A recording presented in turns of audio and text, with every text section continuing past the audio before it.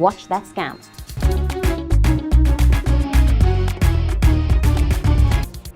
Ms. Palmer, you see, I wanted to speak to you, about something that I've been recently noticing been going on around the office. What is that now, sir? Well, you see, when you first started working here, you used to wear these nice little short mini skirts. Now all of a sudden, all you keep on wearing is pants.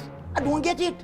Sir, with all due respect, with me wearing pants don't prevent me from doing my job. Well, it might not prevent you from doing your job, but you see, I like to create an environment, that is cohesive. What are you talking about? Well, Miss Palmer, I like to create an atmosphere that is conducive to everybody working inside here. But sir, it's just you and I work here. My point exactly. So you see, there's no reason for you to be walking around in pants. Well, with all due respect, sir, I will wear pants if I want to wear pants. I'm not going to wear any skirt. You love your job, right? Of course I do. And you want to keep your job, right? Yes, sir. Well, I am the boss. And if I say that you should wear short skirts, then it's short skirts you must wear. Okay, sir.